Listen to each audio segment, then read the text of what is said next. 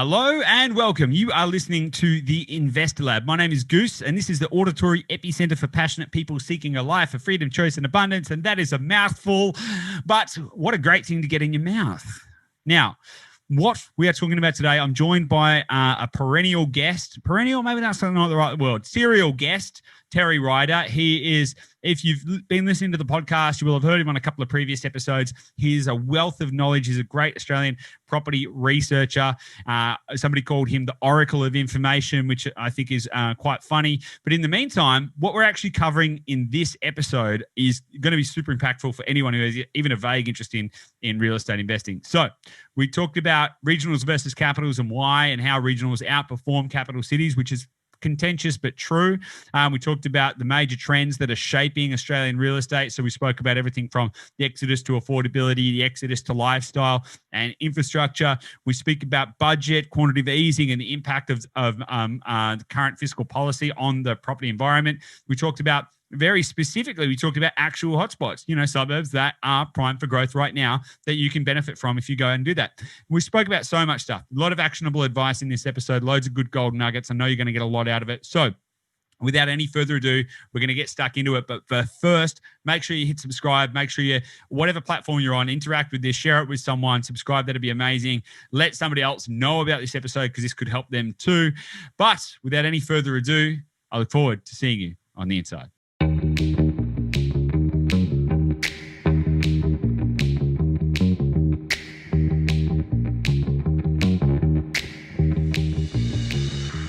Hey guys, welcome back to the Investor Lab. I'm joined yet again by serial guest, maybe serial pest, not sure, Terry Ryder from hotspotting.com.au or .au? What's the go, Terry? .com.au, and thank you for that very respectful introduction. I feel special.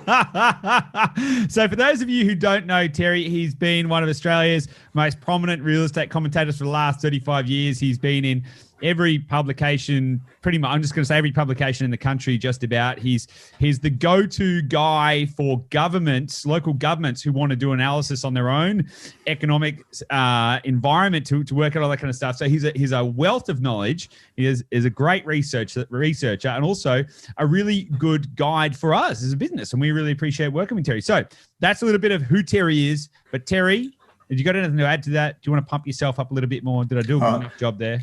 Somebody introduced me the other day as the Oracle of Information, and I'm not quite sure what that means, but it sounded pretty impressive. It's like the Warren Buffett of property research. I think that's what they're trying to say, like the Oracle of Omaha, but the Oracle of the Oracle of research, property research. So there you go. Well, all right, cool. So Terry, it's been a pretty eventful year this year, particularly this last little quarter. Now, this is the third time you've been on the Investor Lab podcast, and we're getting into a bit of a rhythm here. And I think it's been roughly about 3 months since we last did an episode on here, and it's been a pretty eventful 3 months. Not least of which because of last time we spoke, there was still talk about the fiscal cliff. The episode we did was called "The Fiscal Cliff is a Lie," and that was proven to be true. And now we've got all the banks; they're backpedaling on their negative perspectives. All the economists that have been out there saying that the world is going to end, and now saying, "Oh, actually, things aren't that bad, and everything's pretty good." So everything we sort of spoke about last time we caught up rang quite true. But what's happened since then there's been budget announcements and all kinds of really interesting things. And so I want to dig into a few topics today. And as we both know, when we catch up, that we tend to go all over the place and go a little tangential. But I want to try and hit on some key topics. Regionals versus capitals, the major trends that are shaping Australian real estate. And well, actually, let's just try and stick with two. Let's see if we can do those and see how we go. What do you think? Okay, I'm ready. All right, great. So let's start with regionals versus capitals, right? Because I think there's a very interesting story there. Now, actually, well, we're going to go around in a few different directions because they're all tied together. But I just read some recent data from CoreLogic, which said that through the COVID period from March 2020 to October 2020, values across the combined regional areas increased by 1.7%. while the combined capitals fell by 2.3%. And then later in the article, it says it is noteworthy that regional Australia has previously outperformed capital city markets based on cyclical patterns. Capital city markets generally have higher volatility, meaning returns are higher during upswings and declines are deeper during downswings. What are your thoughts on all of that? Well, I guess my reaction is at last, a major source, a major credible source that media thinks is credible anyway, has actually said what we've been saying for so many years, which we know to be true and which you know to be true. Look, it's been there in the data and in the experience of property investors and property professionals for quite a few years that regions have actually been outperforming the capitals. And I think it is true that the capital city markets are more volatile. What we saw with Sydney and Melbourne, they both had these very big booms from 2013 to 2017, but then they had quite a big correction. They didn't lose all the gains, of course, that they'd made over 5 years, but they lost a substantial proportion of it. So by the time you average out all that volatility, what we find is that for, say, the biggest cities, Sydney, Melbourne, Brisbane, they've actually been outperformed over the past 5 years in terms of price growth in the last 5 years. So there's a very long list of regional centres in New South Wales that have had more growth in their prices in the last 5 years than Sydney has, despite Sydney's big boom for those 5 years. So can I ask then, from your perspective as someone who does a lot of research on this, one thought that I've had around this analysis, it's easy to go, well, there's 5 capital cities, so we can look at the averages across those. Well, there's more than 5 capital cities. You get my point, right? But there's thousands of regional suburbs. So when we look at the averages across those regional suburbs, it's natural to think that sometimes markets will be going up and sometimes they'll be going flat. But if we look at that on an individual basis, is it reasonable to say that a regional centre will outperform a major capital? Or is it only when we go, okay, well, let's take 50 different regional centres and compare them together and they all kind of average out? You know, because the risk I think that a lot of people, the risk I think that a lot of people have in their mind is that they might get a spike, but then a much flatter trajectory after that. Look, what you're referring to is the perils of generalisation. And economists do it, the media does it, to a large extent, organisations like CoreLogic do it as well. They produce a single figure for Sydney, they'll produce a single growth figure for regional New South Wales. And it's incredibly misleading, not very helpful at all to anybody. You've got to look at the individual locations, because if you're talking about how much of price has grown in regional New South Wales or regional Victoria, every hit town, drought-affected location, everything's thrown into that pot and produces one figure. It doesn't really give you a useful picture. It's a misleading picture. What we want is how much has Bendigo grown by? How much has Albury-Wodonga grown by? What about Warrnambool? The major centres, we want to look at those individually and the figures for them, because that's when it starts to become illuminating. And that's when you start to realise that out there's a whole host of significant regional towns and cities which have been showing outstanding growth for the last 3 to 5 years and doing better than their respective capital cities. The generalised figures are rubbish. We should ignore them. We've got to drill down into the individual locations to get something that's meaningful and helpful that tells real estate consumers where should we be focusing our dollar. Okay, so what you're saying then is if we'll just pick a state, for example, just to use it as an example. If we looked at, say, New South Wales, what we can deduce from that is that some major regional centres, so maybe we could lump Newcastle, Coffs Harbour, Albury-Wodonga, maybe a few different places in there. Some of those are outperforming quite dramatically the capitals, whereas some other more minor centres might be underperforming. Yeah, that's right. And as investors, we're not interested in those places anyway, because, as good advisors and researchers, we're going to be telling people you should not be investing in one-horse towns. You should not be investing in a country town where the whole economy is based on agriculture or based on mining or based on tourism. You want to be in a regional centre of substance with a diverse economy, different strands, it's growing. So we don't want to be focusing any attention on the small towns because they are risky places to be, except on rare occasions when something special has happened, an example I'll throw at you is the town of Parkes in Western New South Wales. We've talked about it before. It's a regional centre for an agricultural community. It's also got the famous dish, but it's becoming a transport hub, and it's been very pivotal in the new Inland Rail Link, which is a $9 billion piece of infrastructure, and Parkes is just going to another level because of that. So it's worth investors considering a place like that, which otherwise we wouldn't recommend. But beyond that, we need to be focusing on the bigger sense. Let me give you some figures that illustrate the point we're making very graphically. Yeah, please do. Yeah, and I've got a very nice graphic here. It comes from a guy I know very well called Simon Presley from Propertyology. I think he's the best real estate analyst in Australia, and I love his work. We talk a lot. We agree on most things. And this graphic shows us that in the last 5 years, taking all the ups and downs into account, Sydney prices overall have grown 22% in 5 years. Byron Bay's grown 57%, so more than double what Sydney's done. Ballinar's grown 44%, Coffs Harbour 42%, Port Macquarie 39%, Newcastle 35%, Wollongong 35%. So those are Wagga Wagga's slightly less than Sydney, but all of those places, Byron Bay, Coffs Harbour, Wollongong, Newcastle, he could have included others, but those are the main centres. They've all grown considerably more than Sydney in the past 5 years. Okay, there's a common thread between all of those, except Wagga Wagga, which you said performed less well than Sydney. So all of the others are coastal. Yep, in that instant they are. But if we look at, for example, the Victorian examples where significant regional centres have done as well as, or in some cases better than Melbourne, we're talking about places like Ballarat and Bendigo and Shepparton, and a rising market in Warrnambool. And some of those are coastal, but many of them are inland. So I don't think you can draw too many conclusions. I think if they also, just a moment, there's other parts of that list for New South Wales. Griffith, which is very inland, 38% versus Sydney's 22%.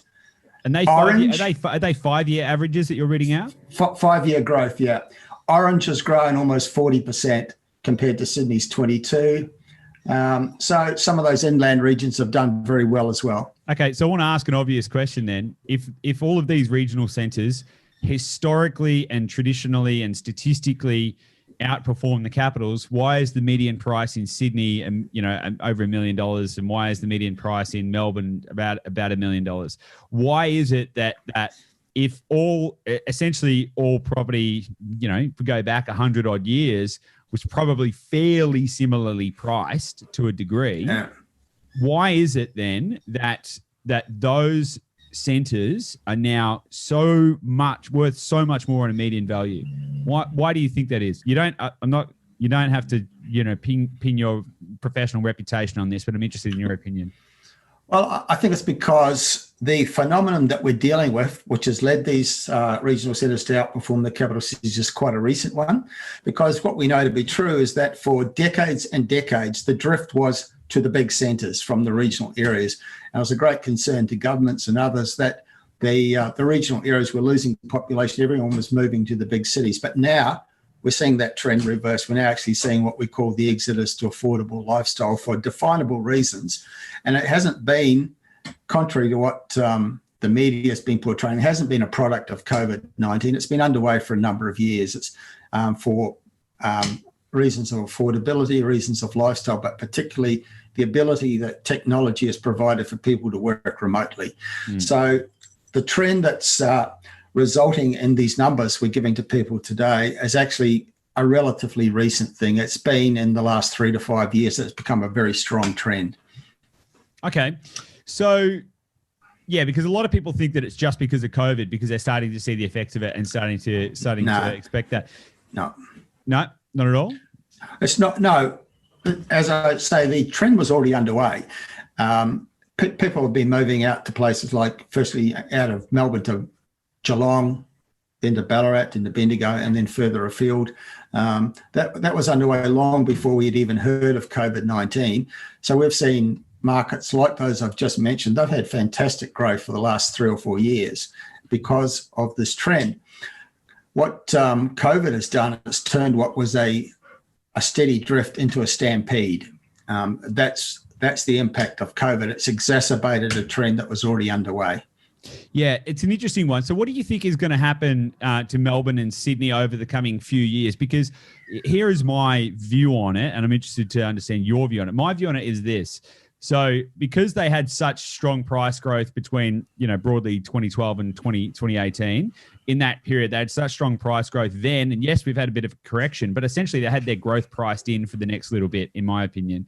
Then there's the other piece that international migration typically pours into those two centres. So a lot of people think that the exodus out of the cities is a new thing because they're just finally seeing people leaving, but they're not seeing the people coming in. So that's why vacancy rates are going up. The way I like to think about Sydney and Melbourne specifically is they're kind of like people reservoirs where international migration get poured in and they fill up these reservoirs of people. And that's why it's so busy and the vacancy, and then you get all this kind of growth and all this kind of stuff. And then, but at the same time, it's a leaky reservoir and people are always leaking out. And now we've got a situation where we're not topping up the top of the reservoir and we've got people trickling out the bottom, which is why vacancy rates are a little higher and all of that kind of stuff. So how do you see these trends? And what do you think of my viewpoint for a start? And how do you see this affecting those capitals over the medium term? What you say is true. Sydney has been losing population to other parts of Australia for many years, certainly for the last 4 or 5 years. And as you say, what's been keeping their population growth strong is overseas migrants. But they have actually been leaking population to other parts of Australia for a number of years. Now that they don't have overseas migrants coming in, it's now starting to become quite graphic. Melbourne has been getting a lot of growth from overseas migrants, hasn't been leaking to other parts of Australia as much as Sydney, but that's starting to happen in quite large numbers now. It was a trickle before COVID, and now it's turned into, as I said, something like a stampede. So that's now exposing the two biggest cities, and it's going to be interesting to see how they adapt to that. The reasons why we have, the latest vacancy figures from SQM Research came out this week, and it showed that in Sydney and Melbourne, they're very high. The rest of all the other capital cities and rest of regional Australia, ultra low, to the point where we're putting out a press release this week saying we have an absolute national rental crisis in this country. People desperate for places to drink because they need somewhere to live, can't get anything. There's so much competition for everything that becomes available. Whereas in the two biggest cities, I think Melbourne's vacancy rate is 4.4 and Sydney's 3.8, according to those numbers. And that's a consequence of the trend we're talking about. Those two biggest cities have been losing population to the drift to more affordable places, to the affordable lifestyle, and they haven't been topped up by the overseas migrants because of the COVID situation. Yeah, 100%. And it's really fascinating because I was actually looking at those numbers this week as well. And when you take the rest of Australia and then you look at how much the vacancy rate has dropped in the rest of Australia, excluding Sydney and Melbourne, between October 2019 and October 2020, it's been a reduction of about 48% in the vacancy rate. So from I haven't got the numbers in front of me, but from like 1.98 down to 9.9%. So it's fractional. Across the country we're below 1%. Now it was only last year or a couple of years ago that it was national news that Hobart was at 1% vacancy rate, and everyone was talking about a rental crisis then when it was 1%. Which is true. 1% is typically indicates that it's crisis levels of rental accessibility. At the moment, we're buying properties in locations where the vacancy rate is 0.2% or 0.1%. It's insane. From an investor's perspective, it's great, but from a humanist perspective, there's a bit of an issue there. Oh, it's more than a bit of an issue, Goose. It's an absolute crisis. That's what we're calling it. And the media material we're putting out this week, it's a national rental crisis, because I personally know people who are in the midst of this crisis, and the situation for many people is, what are they going to do? they've got to be out of where they're currently living for various reasons in a matter of weeks, and they cannot find anywhere to go. There is nowhere, or if something becomes available, they're one of 30, 40 or 50 people lining up in a queue competing for it, and who offers the biggest rent usually gets the gig.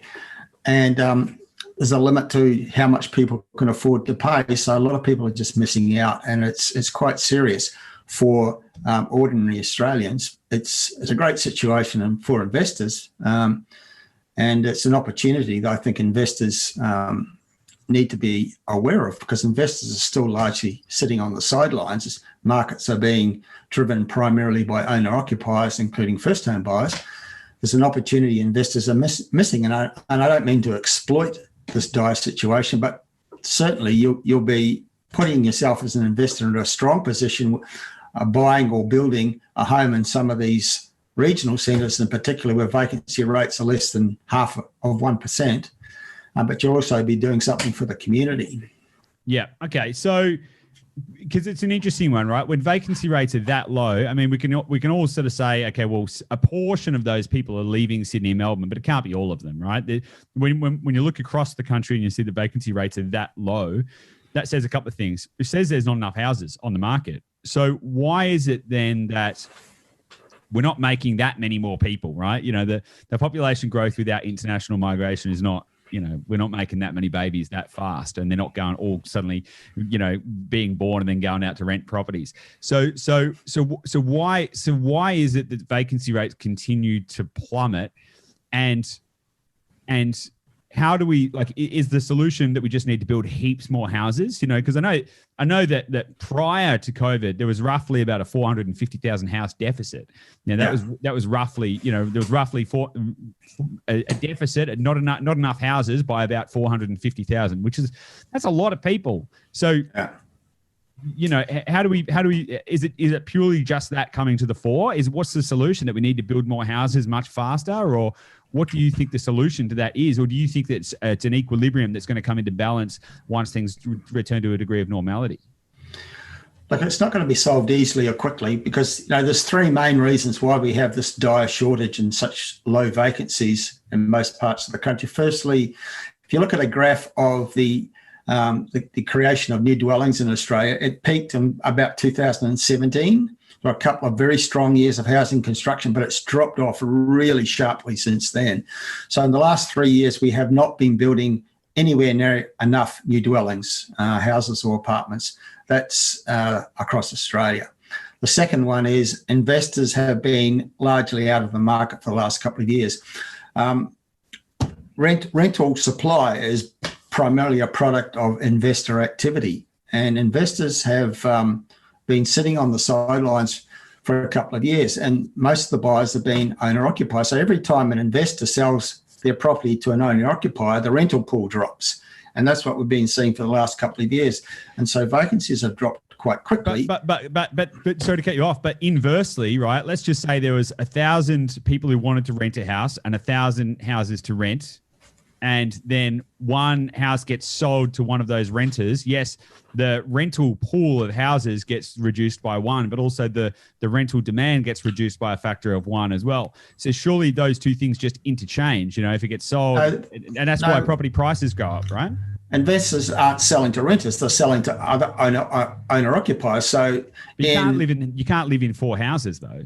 No, but what we're talking about, the third reason is people leaving the big cities and going to smaller cities and regional areas. So vacancy rates have risen in the bigger cities and they've dropped elsewhere. So all of those three factors combined have produced a situation. But what we're getting is an owner-occupier leaves Sydney, they move to Orange, they might buy their property from an investor. So the rental pool drops. And that's been, in simple terms, what's happening. Plus, we're not building very many new dwellings. So three factors, you put them all together, we're seeing vacancies drop everywhere except Sydney and Melbourne primarily. And so now we've got this huge shortage. And this is what you're talking about with the exodus to affordable lifestyle, right? Yeah, that's right. Okay, so what we've established so far is that regional centres, the right regional centres, not just any regional, not tiny country town, the right regional centres have a tendency to outperform the capitals on an average basis. Again, we're not generalizing it here. And what we're seeing is that more and more people are trying to move to these regional centres because they're typically more affordable and they can have a different and ostensibly better lifestyle, which is in turn dropping the vacancy rates, making a much tighter market, and all of that kind of stuff, which actually is in turn driving the prices up, and that's what we're seeing as well.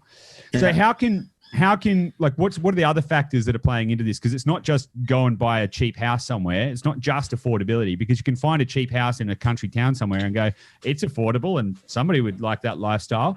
So what are the other factors that are driving the market at the moment? Because I know that there's a lot of new government spending on infrastructure and things like that. So how can we start to think about where we're most likely to see the benefits of this kind of stuff?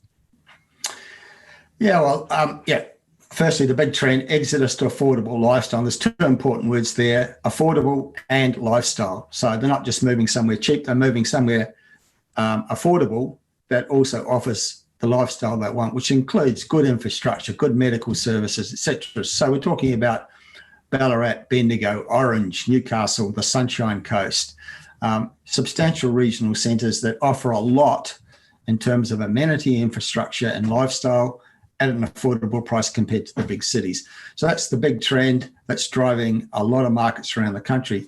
The one that's coming, and it's going to be huge, is the infrastructure one. And it's very clear that federal and state governments intend that Australia is going to have an infrastructure-led economic recovery, that they're bringing forward everything they can, anything that's close to shovel-ready is being fast-tracked. And all governments have shown a willingness to go into debt, to borrow money to do it, short term at least.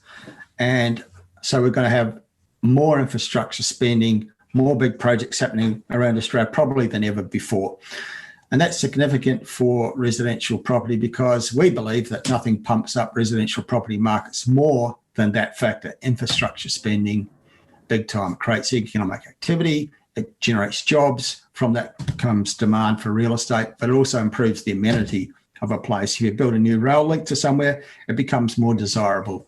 So there's lots of impacts for residential property, and we're going to start to be feeling those impacts from this point forward, certainly right throughout next year and beyond. So putting all those things together, that's why I'm very confident in predicting a national property boom in Australia. I think it's already underway, in fact, in most places. I'm certain it's already underway. And I'll tell you anecdotally. So one of the things that we look for, one of the many things that we look for when we're selecting locations is we want to see yields typically above 6%, not way above 6%, but typically hovering just above 6%. And we want to have seen, rents rising, in line with median house prices and stuff. So we can kind of see that demand billowing up. However, I was doing a recent analysis on a bunch of different suburbs, and all of these places, which normally would have been quite high yielding suburbs, or towns or regional centres, 6s and 7s and all of this kind of stuff would sort of be what I was expecting, but I hadn't looked at them in a while.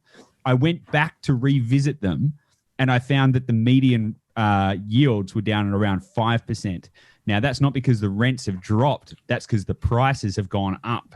Yeah. And I found that in a startling amount of suburbs that I was reviewing to look at where we can invest. And part of the reason I was reviewing all of these suburbs is because even our best locations right now, they're so hard to buy in. It's insanely difficult to get good properties right now because demand is up, supply is down, people are moving. And so I think if you can start to triangulate these ideas of affordability, lifestyle, and infrastructure and go, okay, well, where's the infrastructure going? Is it somewhere that I or somebody else would actually want to live? Does it have good supporting facilities and all of that kind of stuff, that you can start to really pin this down. But even so, even in doing that and even in triangulating these ideas and going, okay, well, if I use that like a bit of a lens and try and pin down those kind of locations, we're already seeing the prices go up and the yields go down.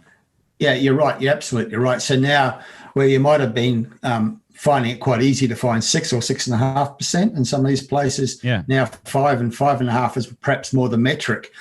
And fortunately, the balancing factor there is that interest rates have kept coming down. So 5% is still pretty good if you're borrowing at less than 2%. So you can still make your numbers work pretty well as an investor in those circumstances. But the other thing it brings into focus for me, and this sort of opens up a whole other subject, but I'll touch on it briefly, and that is that I think investors increasingly are or should be looking for properties that allow them to value add. It's not just passive investment anymore. Yeah. It's not buying something, put in a tenant and get you 5 or 6%.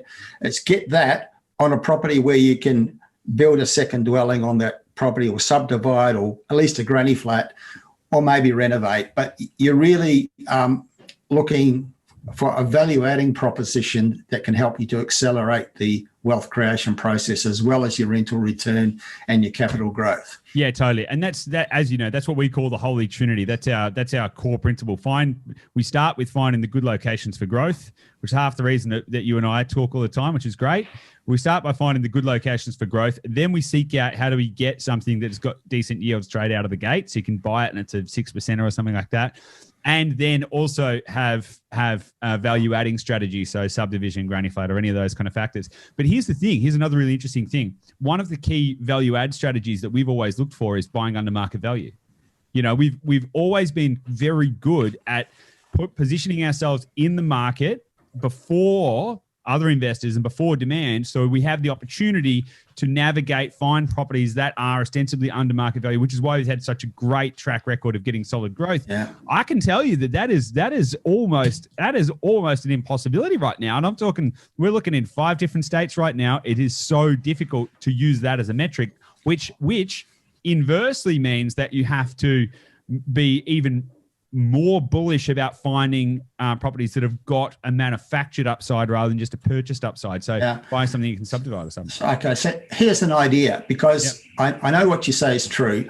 The places that we've got in our reports, we always try to put locations in our reports before they become hot. But a lot of places have become very hot very quickly lately. And so, as you say, you're going there as a buyer's agent and it's so competitive and properties are selling really fast. So what we're increasingly on the outlook for is locations that we think are going to do that, but they haven't done it yet. And those are the ones we want to talk about. So can I give you an example of that right now? Yeah, go for it. All right, a place that really stands out for me that's going to become a boom city, but it hasn't really done it yet, is Toowoomba in Queensland. And I'm sure you're aware of it and you've probably thought about it and looked at it. Yeah.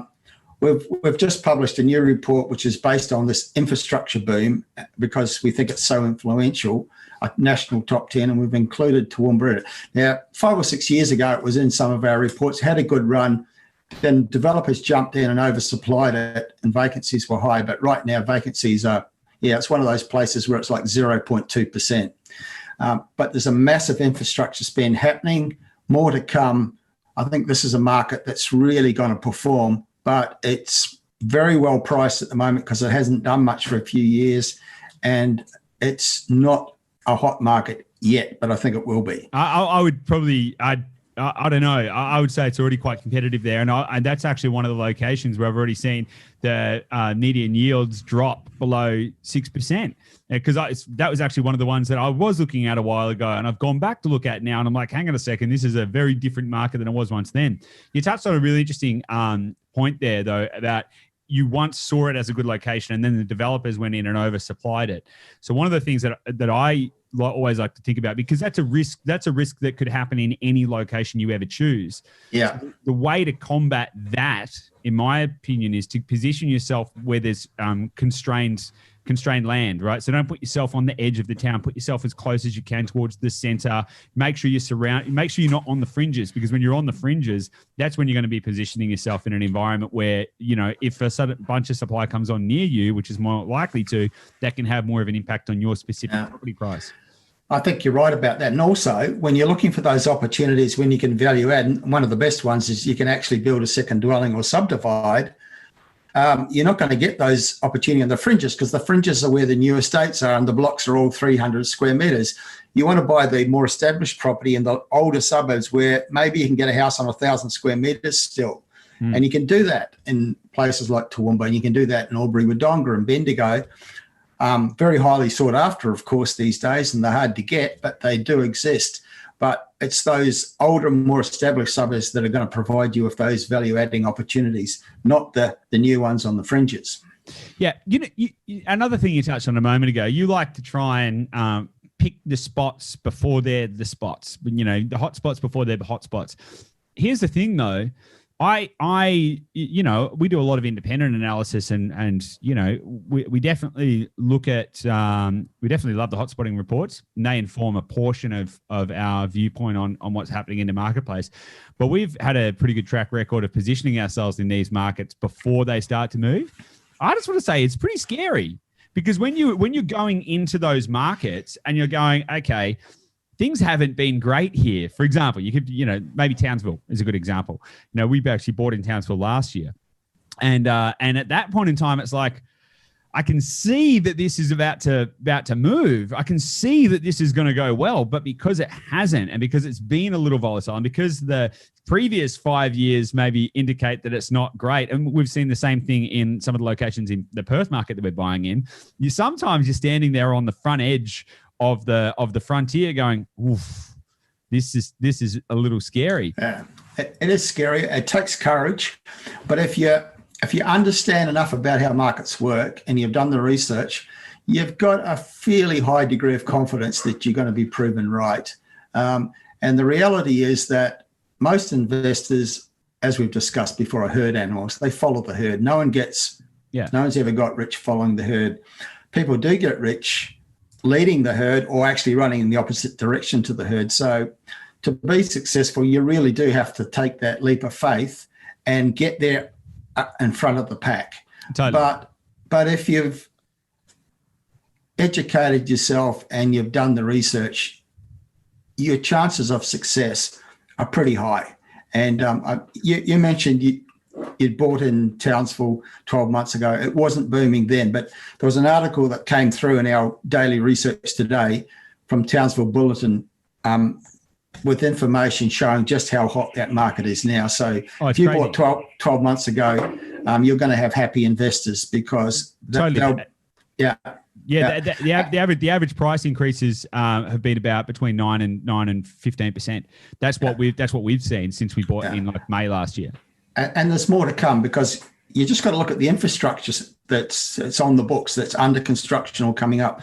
It doesn't all have to happen, and there's never a situation when it all does happen. But if half of it does, Townsville's got a boom on its hand, and we're starting to see that. It's going to do something very similar to what the Sunshine Coast has done and is doing.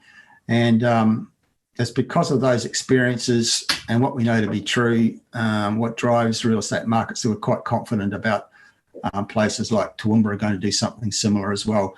I mean, it's starting to heat up, but it's not nearly as hot as, say, a Bendigo or an Albury-Wodonga is at the moment.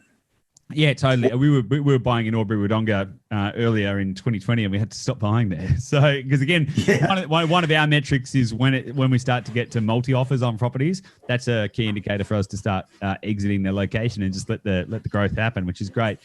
One of the other things, again, I was doing a lot of research in the last couple of weeks, just reassessing our locations going into December.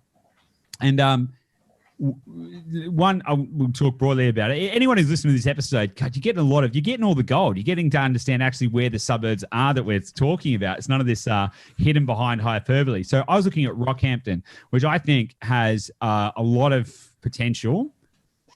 But again, being on the frontier of that decision can sometimes be a little daunting.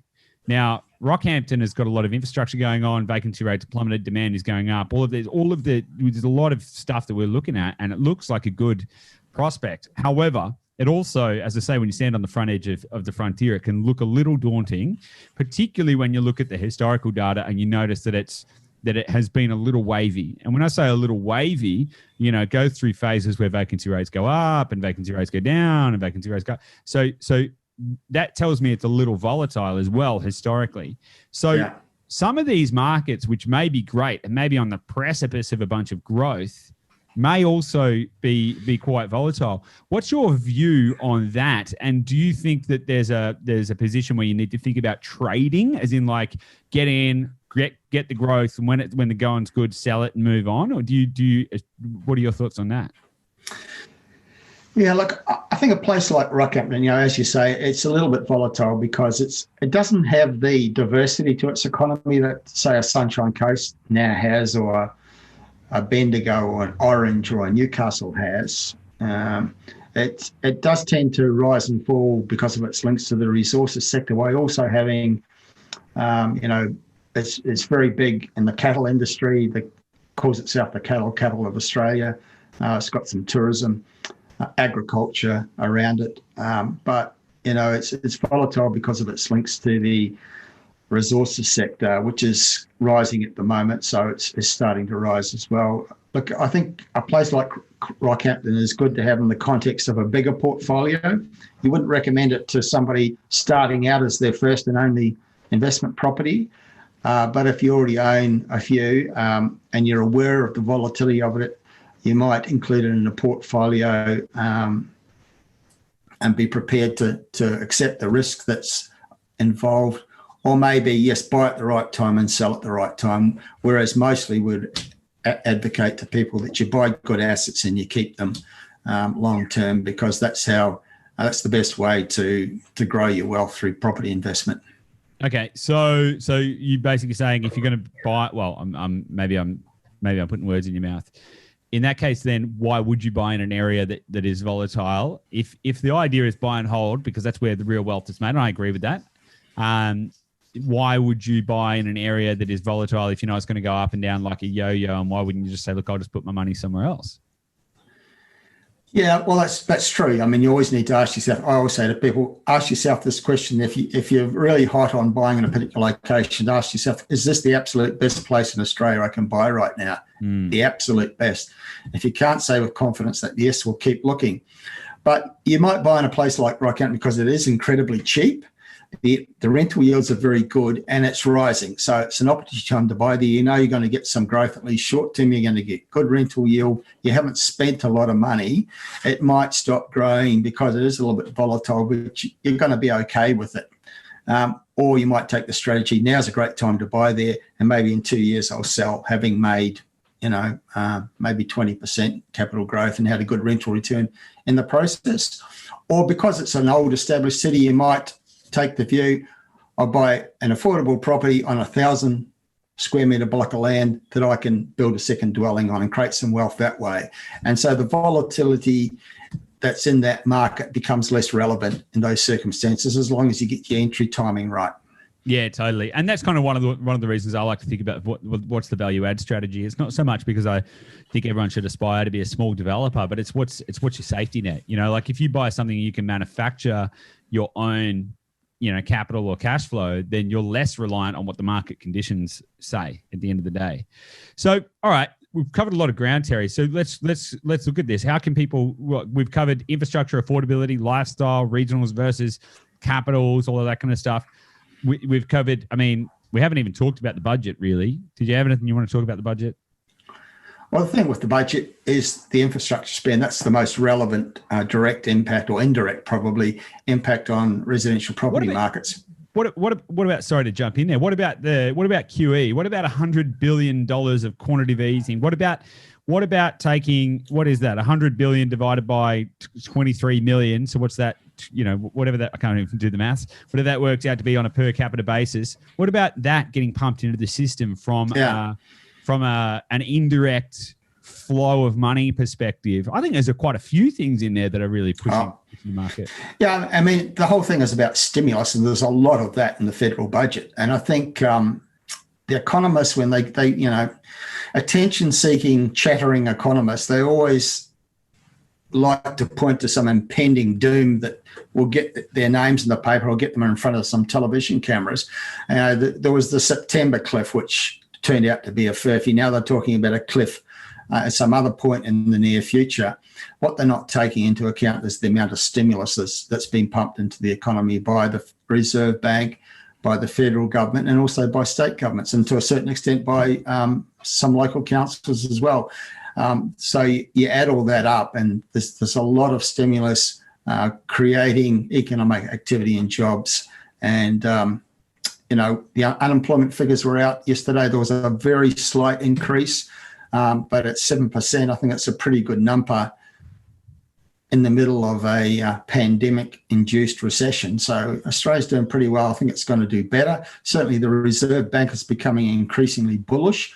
And let's face it, the governor is not the most upbeat guy. He pretty much tells it like it is in a very deadpan way. So if he's getting excited, we know that the economy is starting to look quite good.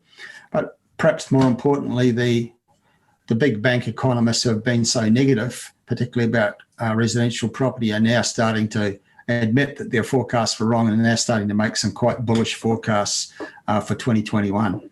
Yeah, totally. And it's pretty interesting as well because, there have been a lot of forecasters who have been very negative, and now they're actually turning quite bullish on property. And it's interesting with Philip Lowe, the governor of the RBA. He actually, I'm paraphrasing here, but he basically said, I know that property prices are going to go up, but I'm not optimizing for property prices. I'm optimizing for unemployment. So just basically let chips fall where they may. He knows that the property prices are going to go up. The other thing I find quite interesting to combine with all of this, to combine with the exodus to affordable lifestyle, which is a trend that I'm massively seeing on the ground as well. Infrastructure, QE, budget, spending, stimulus, lifestyle drivers, because people suddenly realize they can have the life they want rather than the life they think they're supposed to have, and they can do whatever they want. We're seeing this move to the regionals. We're seeing more growth in those areas.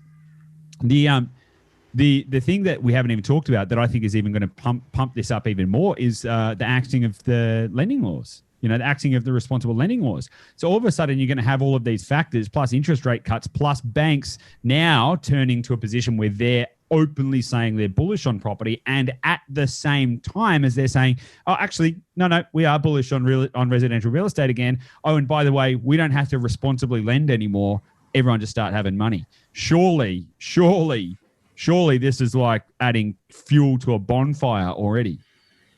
Yeah, I think you're right. I mean, all the ducks, as they say, are falling into alignment for the property boom that we're forecasting, but which we're also observing is in many parts of Australia is already happening, but it's just going to become stronger and more widespread. And all of those things are factors: the stimulus spending in the various state and federal budgets, the access to easier money, the cut in interest rates, the big infrastructure spend, that big trend to affordable lifestyle, all of those things happening at once.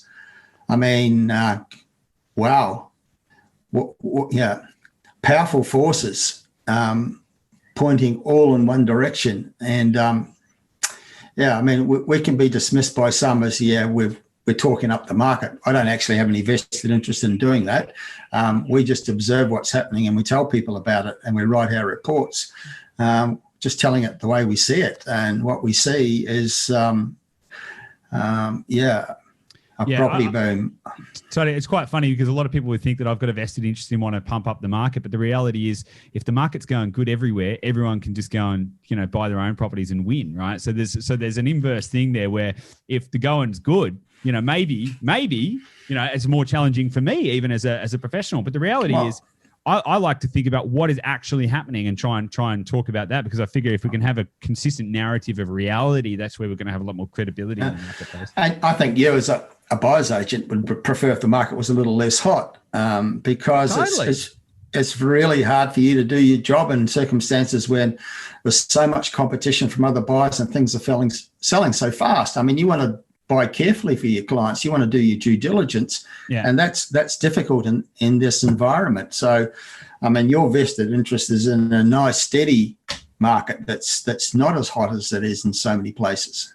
Yeah, it's about strategically positioning yourself in the right place to get the most benefit for your clients.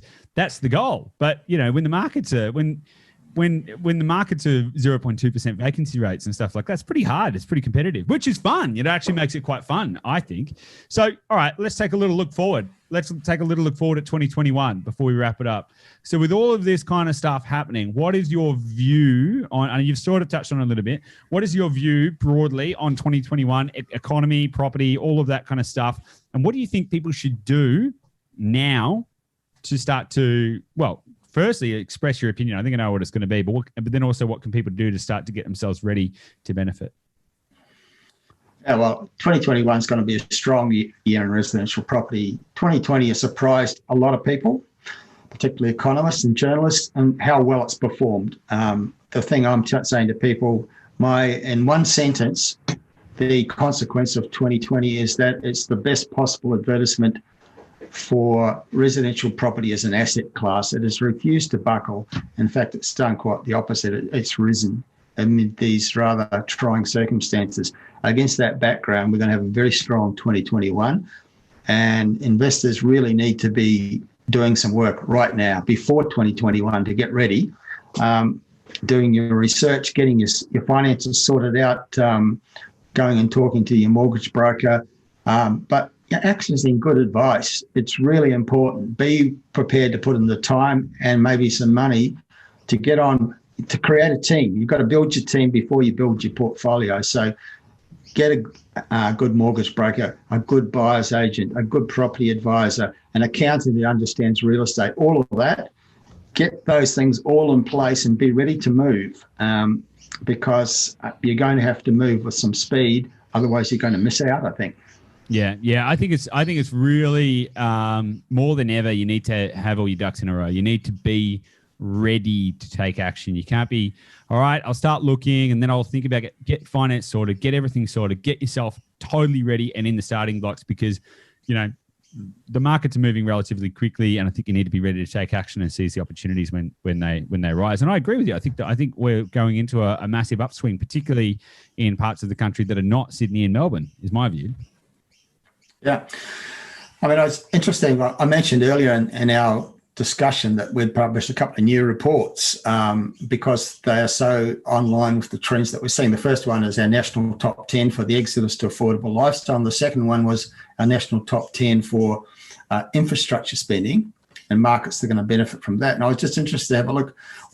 Are there any locations that made both those reports? Because they've got to be powerful markets to be in. And actually there's two. No surprises that Sunshine Coast is one of them, and that's not news to most people who've been paying attention.